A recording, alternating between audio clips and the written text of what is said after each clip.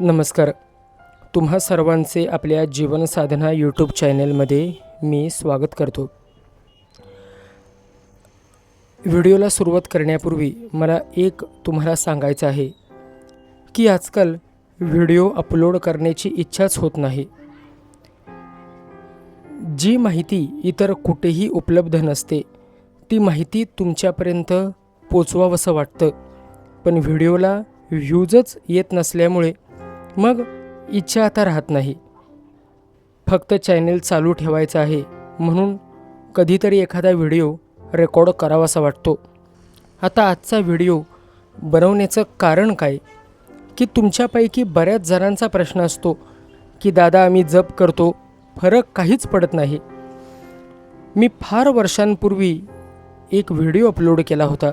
त्याच्यामध्ये सांगितलं होतं जपाला बसण्यापूर्वी आसन घेऊन बसणं हे फार महत्त्वाचं आहे. आपल्या शास्त्रात आणि आपल्या हिंदू धर्मात तुम्हाला वाचायला मिळेल की आसन साधना करते वेळेस फार महत्त्वाचं आहे. तुम्ही जपाला बसलात किंवा तुम्ही पोथी वाचायला बसलात किंवा तुम्ही पारायण करताय तर त्याच्यासाठी आसन खूप महत्त्वाचं आहे.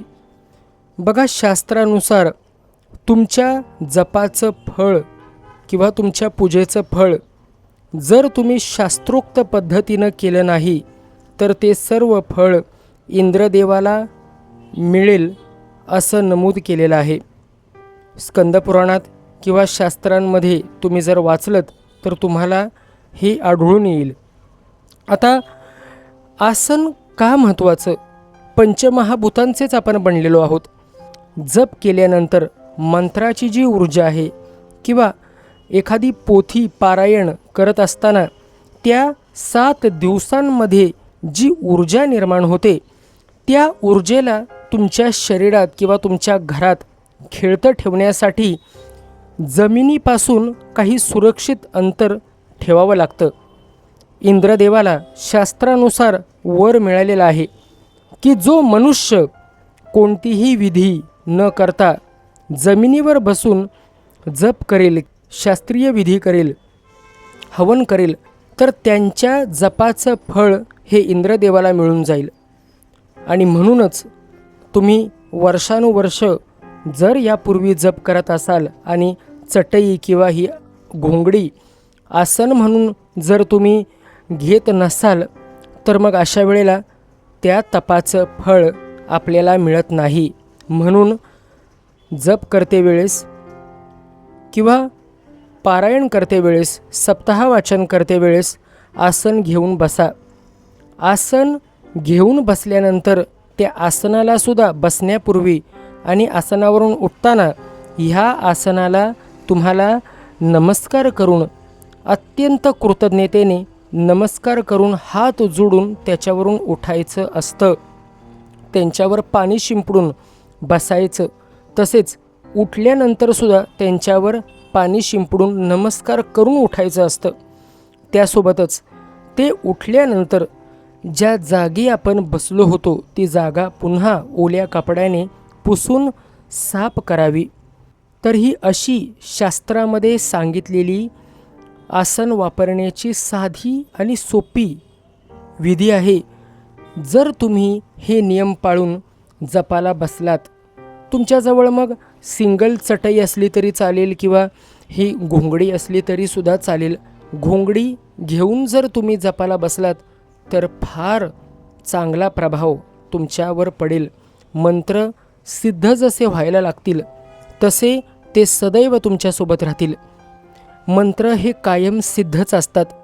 आपण कोणत्या इंटेन्शनने ते मंत्र म्हणतोय, आपल्या मनात मंत्र म्हणत असताना कशी भावना आहे त्या भावनेवरच तुमच्या मंत्राचं फळ तुम्हाला मिळत असतं. जर एखादी नकारात्मक वाईट विचारशक्ती तुमच्या मनात चालली असेल किंवा कोणाचं वाईट होऊ दे किंवा कोणाची जर नाश करण्यासाठी जर एखादी विधी तुम्ही करत असाल किंवा एखाद्यावर सूड घेण्याच्या हेतूने जर मंत्र म्हणत असाल तर त्या सगळ्या शक्ती नकारात्मकतेकडे तुम्हाला घेऊन जातात आणि मग अशा वेळेला त्या साधकाचाच नाश होतो, त्यालाच त्रास होतो. म्हणून हे आसन घेऊन बसताना मन पवित्र ठेवून तुमचे आचार विचार आणि तुमच्या मनातली भावना सात्विक असावी. हे सात्विकतेचं मनात बंधन पाळूनच आसन घेऊन तुम्ही बसा. दत्त महाराज तुमचं सदैव कल्याण करो ही मी दत्तचरणी प्रार्थना करतो. आणि आज हा जो छोटासा विषय होता, ह्या विषयाला तुमच्यापर्यंत घेऊन येण्याचं कारण हेच की आसन फार महत्त्वाचं आहे. आसन घेऊन परत ठेवत असताना 11 वेळा ओम इंद्राय नमः आणि ओम शुक्राय नमः ह्या 2 मंत्रांचा जप करायचा आणि जागेवरून उठायचं आणि आसन चांगल्या ठिकाणी ठेवायचं. बरं, ह्या 2 गोष्टी अशा आहेत की ह्यांना अडचणीच्या पाळणुकीची काही गरज नाही.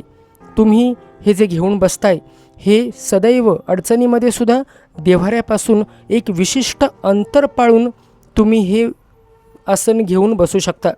तर आजचा हा छोटासा व्हिडिओ तुम्हाला कसा वाटला मला कमेंट करून नक्की सांगा. हा विषय फार महत्त्वाचा आहे, कारण बऱ्याच जणांचा हा प्रश्न होता की आम्ही जपाला बसूनसुद्धा माळ जपूनसुद्धा किंवा हात जोडूनसुद्धा आम्हाला काही फळ मिळत नाही. तर असं नसतं. ज्या वेळेला आपण देवांवर रागावतो, ज्या वेळेला आम्ही देवांना आपण नाराज होऊन म्हणतो की मी हा जप म्हणतोय, मी मंत्र म्हणतोय आणि मला ह्याचा काहीही फायदा होत नाही, हे सुद्धा निगेटिव्ह आहे. आणि जेवढं तुम्ही जास्त निगेटिव्ह बोलाल मंत्र म्हणत असताना, जेवढं तुम्ही जास्त नकारात्मक विचार कराल, त्या मंत्राचा फळ काहीही मिळत नसतो बाळांनो. त्यामुळं आज हा विषय फक्त एवढ्यासाठीच होता की आसन का महत्त्वाचं आहे आणि इंद्रदेवांना तुमचं तपोबल त्यांना मिळतं. तुमच्या तपाचं फळ, तुमच्या जपाचं फळ हे त्यांच्याकडे जाऊन तिकडं मिळत असतं. त्यामुळं हे तुम्ही जे काही तप करता, तुम्ही जे काही ध्यानाला बसता, ते सर्वस्वी तुमच्याकडे जर हवं असेल तर त्यासाठी आसन अवश्य घेऊन बसा. श्री गुरुदेव दत्त.